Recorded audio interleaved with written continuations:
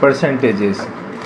तो MBA के लिए हमारे पास परसेंटेजेस के क्वेश्चन नंबर 19 का हिंट देखो। लेंथ किसी रेक्टेंगल की डिक्रीज करी बाय 60%, तो L इज डिक्रीज्ड बाय 60%, तो L changes to L dash. अच्छा, विड्थ इज इंक्रीज, तो breadth changes to B dash, मतलब increased by 30% according to the question. Area changes to A dash by how much percent, तो let it be X%। ठीक है, अब देखो समझो।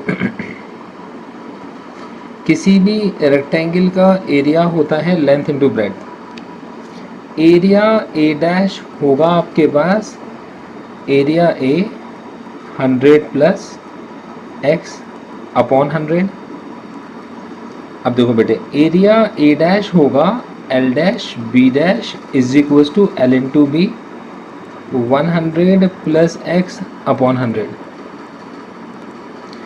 अब L डैश L के अंदर डिक्रीज करके बना है 60%, और ब्रेथ B डैश ब्रेथ के अंदर इंक्रीज कर बनी है 30%, is equal to L into B 100 plus X upon 100। अब आप सॉल्व कर लोगे, L से L कैंसिल आउट होगा और B से B, आपका X निकल कर आ जाएगा। ठीक है बेटे, क्वेश्चन नंबर 20 देखो आपसे कहते हैं two numbers are 20% and 50% more than the third number. तो A is 20% more than third number C। B is 50% more than C। Now आपसे कहते हैं what percent is the first number of the second, let A is X% of B। तो A is, इसका मतलब is equal to X% means X by 100। A is equals to X% means X by 100, of का मतलब multiplied by B, तो A is X% of B।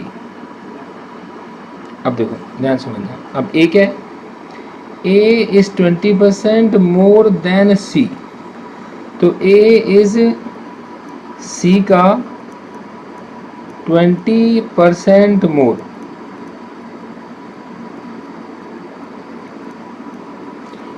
B is 50% more then C, तो ये जो B है C का 50% मोर। ठीक है, C से C कैंसिल कर दो और आप X निकाल दो।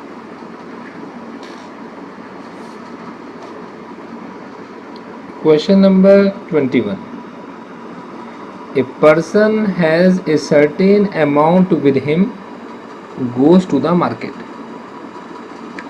With this amount he can buy either 50 oranges or 40 mangoes।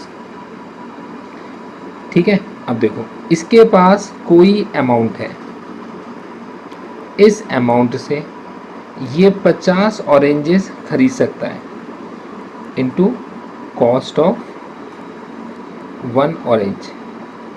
आपने 1 ऑरेंज की कॉस्ट को एक्सलेट कर लिया, तो ये अमाउंट आपको 50x रुपीज़ दे सकता है। फ्रॉम दिस अमाउंट आप 40 मैंगोज भी खरीद सकते हो, 40 into cost of 1 mango. That is 40y। तो बेटे यहाँ से x निकल कर आता है a/50 और यहाँ से y निकल कर आता है a/40। ठीक है, अब देखो हमसे क्या कहते हैं।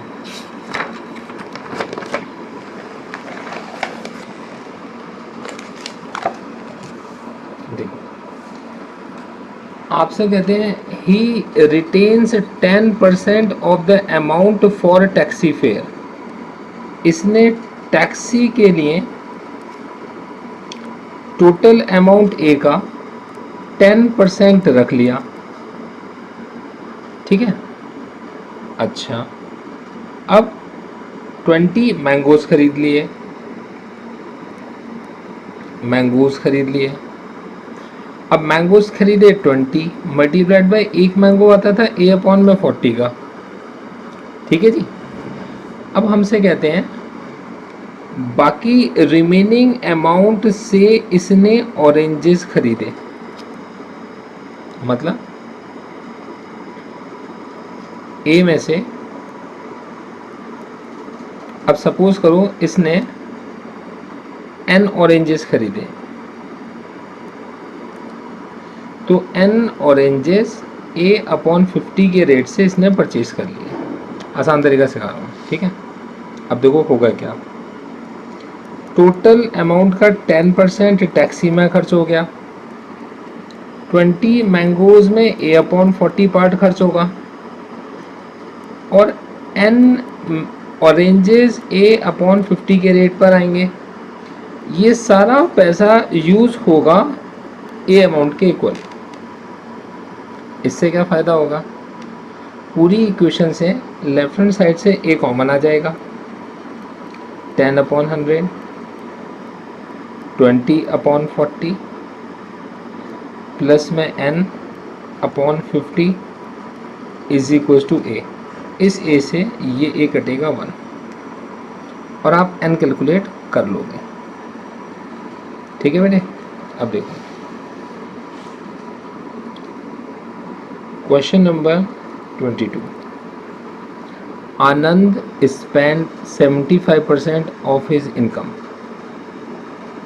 ठीक है, income is increased by 20%, expenditure is increased by 10%, saving is increased by. देखो जब तुम इन क्वेश्चंस को करते हो तो क्वेश्चन पढ़ते ही तुम्हारे को क्वेश्चन बहुत टफ लगता है। अब देखो एक टफ क्वेश्चन है, इस क्वेश्चन को देखकर जो सबसे पहली फीलिंग दिमाग में आती है कि ये क्वेश्चन बहुत टफ है। अब मेरे कहने से ना फीलिंग को उल्टा करो, ये क्वेश्चन इजी है। देखो कैसे, आनंद ने स्पेंड करा 75% अपनी इनकम का, तो आनंद ने जो पैसा एक्सपेंड करा वो उसका एक्सपेंडिचर बन गया। तो एक्सपेंडिचर कितना है, जो भी उसकी इनकम है उसका 75%। ठीक है, इसकी जो सेविंग है, सेविंग है इनकम का बाकी का रिमेनिंग 25%। इतना तो समझ में आता है, बहुत बढ़िया। Income is increased by 20%। Income x से चेंज होकर x डैश हो जाती है, इंक्रीज हो जाती है बाय 20%। ठीक है, तो देखो x डैश जो होगा वो x का 100 प्लस 20 अपॉन में 100 हो जाएगा। Expenditure is increased by 10%। उसका जो एक्सपेंडिचर है, एक्सपेंडिचर डैश, ये पुराने वाले एक्सपेंडिचर से इंक्रीज हो जाता है बाय 10%। मतलब ये एक्सपेंडिचर डैश पुराने वाले एक्सपेंडिचर से इंक्रीज हो जाता है 10%। 100 प्लस 10 अपॉन 100। कहते हैं सेविंग पर क्या फर्क पड़ेगा। ठीक है, अब देखो सेविंग पर क्या फ़र्क पड़ेगा, तो सेविंग डैश जो होगा पुराने वाली सेविंग के अंदर 100 प्लस आर अपॉन 100 का चेंज करके नई सेविंग बन जाएगी। ये सेविंग डैश कितना होगा, ये सेविंग डैश होगा आपकी नई इनकम डैश में से नया एक्सपेंडिचर डैश माइनस कर दो, और पुरानी सेविंग कितना थी इनकम का 25% multiplied by 100 plus R upon में 100। अब आपकी जो नई इनकम है ये थी इनकम, तो आपकी जो नई इनकम है वो एक्स से चेंज होकर क्या बन गई आपकी एक्स डैश, ठीक है ना। तो नई इनकम है आपकी एक्स डैश, एक्सपेंडिचर था कितना आपके पास एक्सपेंडिचर डैश, मतलब पुराने वाले एक्सपेंडिचर का पुराना वाला एक्सपेंडिचर कितना था आपके पास एक्स का 75%, उसके साथ 1/10/100 आ गया इज इक्वल टू एक्स का 25% और साथ में 100 प्लस आर अपॉन 100 आ गया, ठीक है। देखो इस लाइन को एक बार दोबारा समझ लो, हमारा एक्सपेंडिचर था हमारी इनकम का 75%, तो बाकी सेविंग है इनकम का 25%। हमारी इनकम एक्स से चेंज होकर एक्स डैश बन गई, इंक्रीज हो गई थी, तो एक्स डैश एक्स में इंक्रीज कर लिख दिया। हमारा एक्सपेंडिचर डैश बन गया, ये पुराने एक्सपेंडिचर में 10% इंक्रीज हो गया। हमारी जो सेविंग है वो सेविंग डैश बन गई और ये सेविंग का 100 प्लस आर अपॉन 100 बन गई। इनकम डैश में से एक्सपेंडिचर डैश माइनस कर दो, सेविंग का मतलब है इनकम माइनस एक्सपेंडिचर, तो पुरानी वाली सेविंग 100 प्लस आर अपॉन 100 के इक्वल है।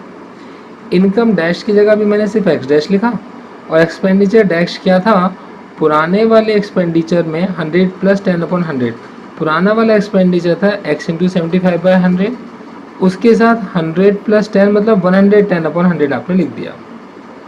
यहाँ तक का क्लियर है। अब आगे देखो,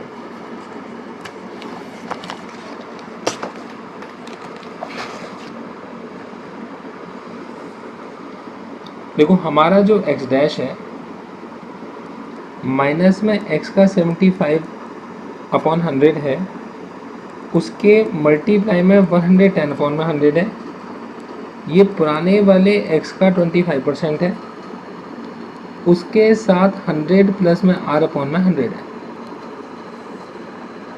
ये x डैश क्या था हमारा, ये x डैश था पुराने वाले x का 120/100।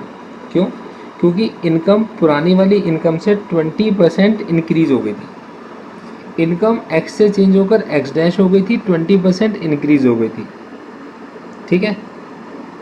माइनस इस x के साथ 25 3 जा 75 और 25 4 जा 100, एक ज़ीरो ये काट दो, ये 33 अपॉन में 40 बन जाएगा, एक ज़ीरो ये काट दो, ये 12 अपॉन में 10 लिखा रहने दो, 25 से 100 काट दो तो ये 4 हो गया, ये x के साथ 100 प्लस r अपॉन में कितना आपके पास 100 है।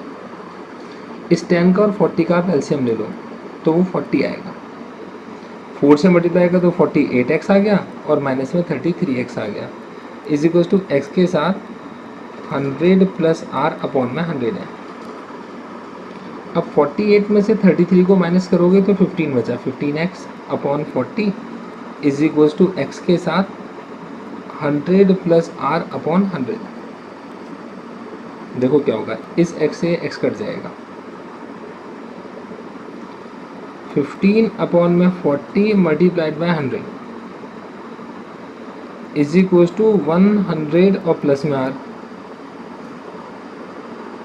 ठीक है। देखो क्या होगा, इस 0 से 0 कट गया, 2 to the 4 2 5 the 10, ये होगा 75 अपॉन में 2 इज इक्वल टू 100 प्लस में कितना होगा आपके पास R।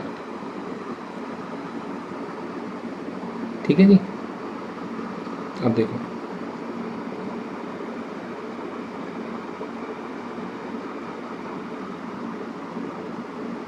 अच्छा, एक गलती हो गई, ये आपका 4 इंटू 100 हमारा 400 बनेगा।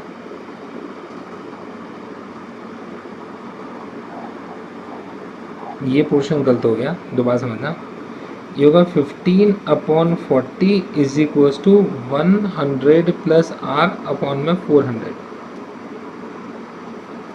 ठीक है, देखो 15 मल्टीप्लाइड बाय 400 अपॉन में 40 is equal to 100 plus R। 40 से कैंसिल आउट करो, बचा 10। ये होगा 150 is equal to 100 plus R। 100 को माइनस कर दो, R निकल कर आएगा 50%। ठीक है, गुड। रिपीट करके देखना चाहो, रिवाइंड करके देख लो, इंपॉर्टेंट क्वेश्चन है, छोड़ना मत। क्वेश्चन नंबर 23 देखो, रमन की सैलरी डिक्रीज्ड बाय 50%। तो salary of Raman is decreased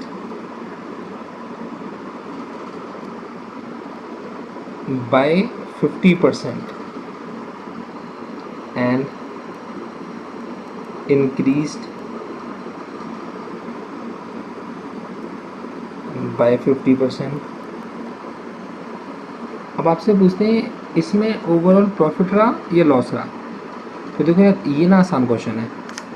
एक क्वांटिटी 50% पहले इंक्रीज होती है फिर डिक्रीज होती है। तो मैंने आपको एक फॉर्मूला सिखाया था, A plus B plus A B upon 100, ये आपके पास रिजल्ट होता है सीधा। तो ए है 50, जैसे 2 डिस्काउंट पे, तो ये इंक्रीमेंट में है, डिक्रीज्ड है तो -50 कर दीजिए। बी है +50, फिर एक है 50 और एक है -50 अपॉन में 100 इज इक्वल टू R। 50 से 50 कट गया, 2 0 कट गए, माइनस का 25% कितना आपके पास R। तो R कितना आपके पास माइनस का 25%। ठीक है जी। अब देखो सुनो 24 देखो, क्वेश्चन नंबर 24 देखो, there are 600 boys in a hostel. तो देखो हॉस्टल में नंबर ऑफ बॉयज हैं 600। ईच प्लेज ईदर हॉकी और फुटबॉल और बोथ। ठीक है जी। 75% प्ले हॉकी, तो हॉकी खेलते हैं 600 का 75%। 25 3 जा 4 जा, 4 से कट करेंगे 150, ये होगा 450। ठीक है जी। अच्छा, अब माइनस करके तो निकालेंगे नहीं फुटबॉल, क्यों नहीं निकालेंगे बताओ? क्योंकि एक बड़ी ज़बरदस्त कंडीशन है इसके अंदर कि और बोथ, ये चीज़ को इम्पोर्टेंट बनाती है। मतलब वैसे क्वेश्चन आसान था, लेकिन सिर्फ एक चीज़ को इम्पोर्टेंट बनाती है कि ये लोग या तो हॉकी खेलते हैं या फुटबॉल खेलते हैं, और कुछ ऐसे बच्चे भी हैं जो दोनों खेलते हैं, केवल हॉकी और फुटबॉल नहीं खेलते, कुछ हॉकी खेलते हैं, कुछ फुटबॉल और कुछ दोनों। ठीक है, बोथ। तो देखो हमसे कहते हैं फुटबॉल खेलते हैं 600 का 45% बच्चे, 6 5 जा 30, 6 4 जा 24 और 27 270 हो गया। अब ना एक फॉर्मूला मेरा याद रखना, देखो ये फॉर्मूला हमसे क्या कहता है कि अगर कभी ए और बी खेलने वाले बंदे हों तो ये होते हैं सारे ए वाले बंदे प्लस में बी वाले बंदे माइनस में ए एंड बी वाले बंदे। ए और बी मतलब वो बॉयज जो हॉकी खेलते हैं या फुटबॉल खेलते हैं। तो कितने हो गए 600, अब इसमें ए हॉकी खेलने वाले 450, बी फुटबॉल खेलने वाले 270 और कॉमन खेलने वाले एक्स। इससे आप सॉल्व करके एक्स निकाल लो। ठीक है,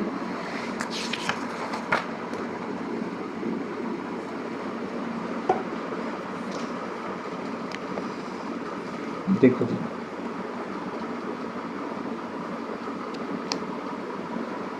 क्वेश्चन नंबर 25 देखो। In an examination 80% of the student passed in English।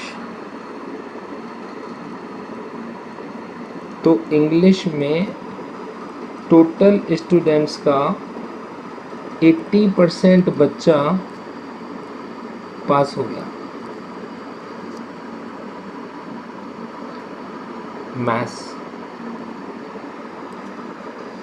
Maths में टोटल स्टूडेंट्स का 85% बच्चा पास हो गया।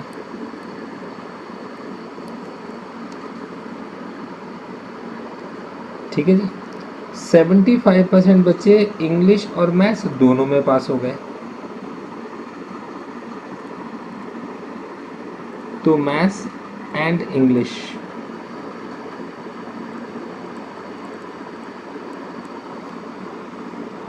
टोटल स्टूडेंट्स के 40% बच्चे पास हो गए।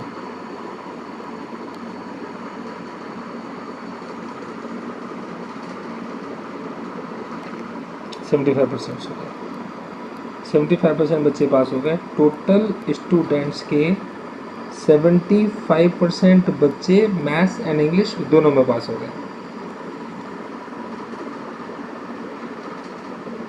ठीक है, 40 स्टूडेंट्स फेल हो गए बोथ सब्जेक्ट्स। तो देखो हमसे कहते हैं 40 फेल हो गए in both. Total number of students हमसे पूछ रहे हैं कितने हैं। देखो अभी तक कुछ नहीं पता था टोटल स्टूडेंट्स के बारे में, सिर्फ इतना पता है कि 40 बच्चे आपके पास में दोनों में से किसी में पास नहीं हो पाए, मतलब फेल हो गए इन बोथ। मतलब ये है नीदर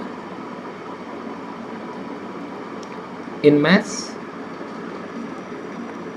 नॉर इन इंग्लिश। देखो क्या होता है, ध्यान समझिए। तो आपको पता है इंग्लिश और मैथ्स में पास होने वाले बच्चे ये होंगे या तो इंग्लिश में पास होने वाले बच्चे और मैथ्स में पास होने वाले बच्चे माइनस इंग्लिश एंड मैथ्स में पास होने वाले बच्चे, मतलब बोथ। जैसे कि आपने फॉर्मूला अभी ऊपर सीखा था, इंग्लिश और मैथ्स में पास होने वाले बच्चे, इंग्लिश में पास होने वाले बच्चे टोटल स्टूडेंट्स का 80%, मैथ्स में पास होने वाले बच्चे टोटल स्टूडेंट्स का 85%, बोथ में पास होने वाले बच्चे टोटल स्टूडेंट्स का 75%। ठीक है बेटे, अब देखो एलसीएम आएगा 100, total students multiplied by 80, total students multiplied by 85 minus total students multiplied by 75।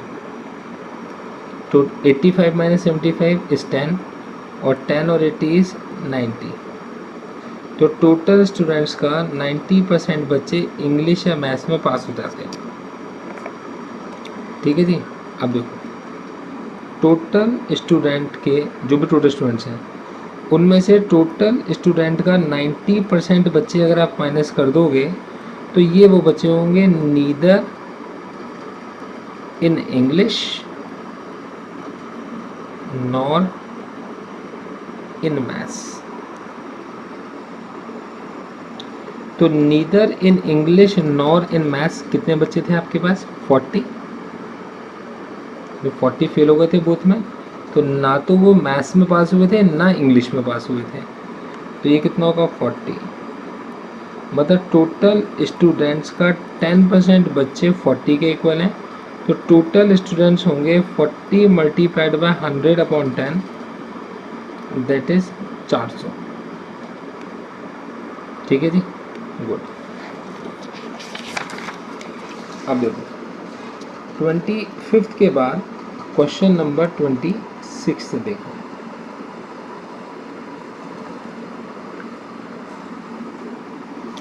एक एग्जाम में 35 कैंडिडेट्स फेल हो गए एक सब्जेक्ट में।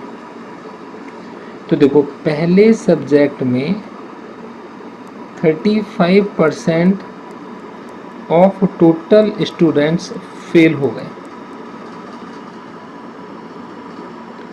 दूसरे एग्ज़ाम में, दूसरे टेस्ट में, दूसरे सब्जेक्ट में 42% बच्चे टोटल स्टूडेंट्स के फेल हो गए, और फर्स्ट एंड सेकंड दोनों में फेल होने वाले बच्चे हैं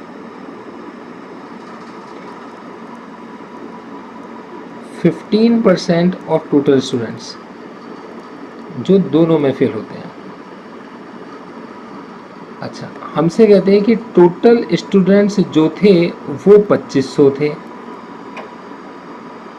कहते हैं कितने बच्चे किसी एक में पास हुए हैं, pass in either subject but not in both. ऐसे कितने बच्चे हैं जो किसी एक में तो कम से कम पास हुए हैं, ये बताना है। देखो इंटरेस्टिंग क्वेश्चन है। टोटल स्ट्रेंथ है 2500, ऊपर डालेंगे मतलब 35 अपॉन 100 इंटू 2500, तो 35 इंटू 25। ठीक है जी, 5 5 जा 25, 25 5 जा 125, 12 बचा, 25 3 75, 75 और 12 87, 875। अच्छा देखो 42 अपॉन 100 इंटू 2500। अब देखो तुम आसान तरीका से सिखाता हूँ, इसे 1 से काटो 100, इसे 4 से काट दो, 4 हो गया। अब देखो समझना, इसे 4 2 2 जा 4, ये 21, इसे 2 से कट कर दो तो ये 50, ये कितना होगा आपका 0 5 10 1050। ये कितना है 15 अपॉन 100 मल्टीप्लाइड बाय 2500, 100 और 4 25, कितना होगा 25 5 जा 125, 12 25 बन जाए 25 और 12 37 375। ठीक है, एंड बोथ में। अब हमसे क्या कहते हैं कि या तो फर्स्ट में फेल, ठीक है, या और या सेकंड में फेल। कितना होगा फर्स्ट में फेल प्लस सेकंड में fail minus first and second दोनों में फेल। तो फर्स्ट में फेल बच्चे 875, सेकंड में फेल बच्चे 1050, दोनों में फेल बच्चे 375। देखो 375 और 875 इन दोनों को आपस में माइनस करो तो 500, ये 1550, ये दोनों में से किसी एक में फेल बच्चे हैं। ठीक है जी। अच्छा देखो अब ये जो 1550 हैं ये ईदर सब्जेक्ट में फेल है, या तो फर्स्ट में फेल है या सेकंड में फेल है या दोनों में फेल है। अब देखो ईदर में पास, ईदर में पास बच्चे कितने होंगे, टोटल 2500 में से 1550 को माइनस कर दो, 0 10 में से 5 गया 5, 14 में से 5 गया आपके पास में 9, कितने बचे 950। ये 950 वो बच्चे हैं जो ईदर में पास है, किसी एक में पास है। ठीक है। अच्छा अब आप आ जाओ क्वेश्चन नंबर 27। देखो एक इलेक्शन हुआ दो कैंडिडेट्स के बीच में, एक कैंडिडेट को 40% वोट्स मिले, उसके बाद भी वो 15,000 वोटों से हार गया। आपसे पूछते हैं जीतने वाले कैंडिडेट को कितने वोट्स मिले, है ना। देखो क्या होता है, देखो हमारे पास ये है कि हमारे पास जितने भी टोटल वोट्स हैं, हमारे पास जितने भी टोटल वोट्स हैं, टोटल वोट्स, ठीक है, उसका 40% एक कैंडिडेट को दे दो, ठीक है। तो ये टोटल वोट्स के x%, जो कि देखो ये है लूजर और ये है आपके पास में विनर। टोटल वोट्स का 40% लूजर के पास आए और ये टोटल वोट के x% जो कि विनर के पास आए से उससे 15,000 वोट कम था, क्योंकि इससे 15,000 वोटों से हार गया था। ठीक है जी। अच्छा, अब देखो टोटल वोट का 40% लूजर के पास है, ठीक है। तो टोटल वोट का कितने % आपके पास विनर के पास होंगे। अगर हम ये मानते हैं कि किसी एक को ही वोट मिला है, टोटल वोट का 60% माइनस 15,000, यहाँ से टोटल वोट निकलाएंगे। फिर टोटल विनर के पास कितने हैं, विनर के पास टोटल वोट का 60% है। ठीक है, सिंपल क्वेश्चन था।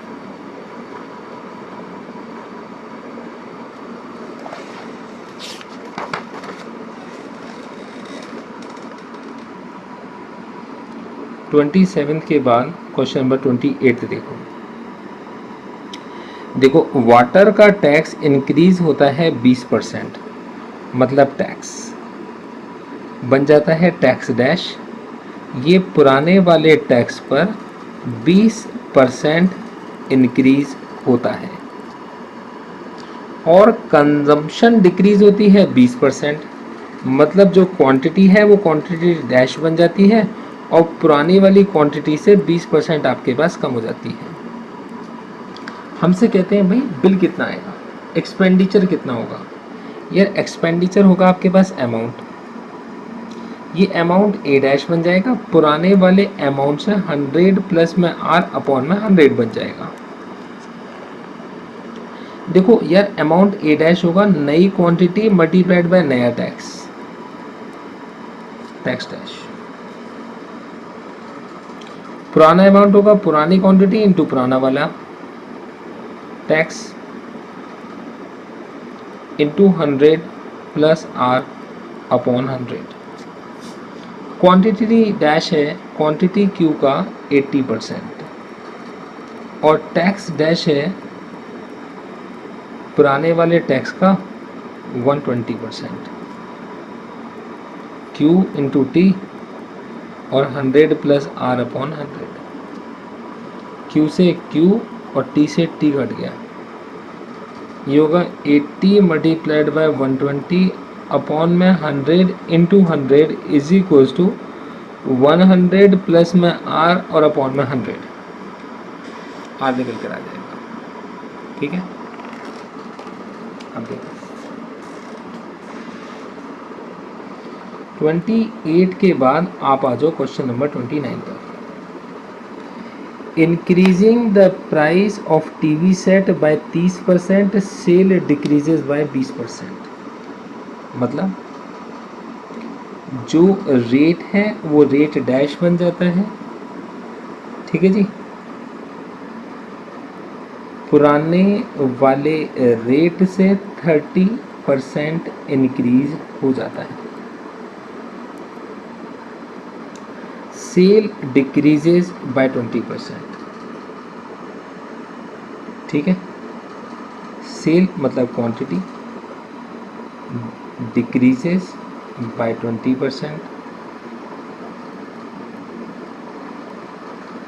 हमसे कहते हैं रेवेन्यू के अंदर क्या चेंज आएगा, रेवेन्यू डैश बन जाता है और पुराने वाले रेवेन्यू में 100 प्लस आर अपॉन 100 बन जाता है। अब देखो ये जो रेवेन्यू डैश है ये quantity dash into rate dash बन जाएगा। ये क्वांटिटी इनटू रेवेन्यू, पुराने वाली क्वांटिटी। अच्छा दोबारा करते हैं, देखो रेवेन्यू डैश की जगह लिखोगे quantity dash into rate dash, पुराने वाले रेवेन्यू की जगह quantity into rate multiplied by 100 plus R upon 100, quantity dash पुरानी वाली क्वांटिटी का 80%, रेट डैश पुराने वाले रेट का 130%।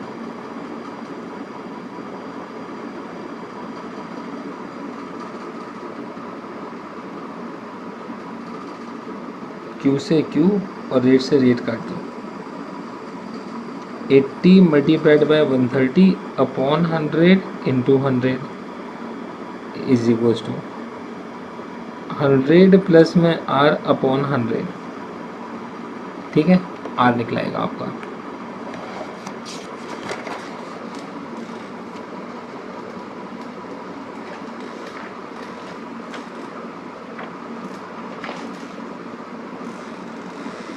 अब देखो क्वेश्चन नंबर 30 देखो, प्राइस शुगर का इंक्रीज होता है 20%, ठीक है जी, कितने परसेंट हाउसवाइफ रिड्यूस कर दे अपनी कंजम्पशन की एक्सपेंडिचर सेम रहे, एक्सपेंडिचर चेंज ना हो। देखो रेट डैश हो जाता है, पुराने वाले रेट में 20% इंक्रीज होता है, क्वांटिटी डैश हो जाती है, पुरानी वाली क्वांटिटी में x% रिड्यूस हो जाती है। क्यों? क्योंकि हमसे कहा गया है कि एक्सपेंडिचर वही रहना चाहिए जो पहले था, मतलब अमाउंट ए डैश अभी भी ए के इक्वल ही होना चाहिए, कोई चेंज आप उसमें नहीं कर सकते। तो अमाउंट ए डैश होगा quantity dash into rate dash is equal to quantity into rate. अब क्वांटिटी डैश है Q multiplied by 100 minus X upon 100 और रेट डैश है R into 100 plus 20 upon 100 is equals to Q into R. तो देखिए Q से Q 1, R से R कटा वो भी 1। अब आप x कैलकुलेट कर लोगे। देखो बेटे इसके बाद के क्वेश्चंस इसी तरीके के क्वेश्चंस हैं, आप करो। फिर भी अगर कोई डाउट्स रहते हैं एक बार आप मुझे फ़ोन करो, मैं अगले क्वेश्चंस के सॉल्यूशंस भी अपलोड कर दूंगा। पर अपनी सैटरडे की क्लास से पहले आपके सारे क्वेश्चंस मुझे हमेशा कंप्लीट चाहिए, ठीक है। All the best.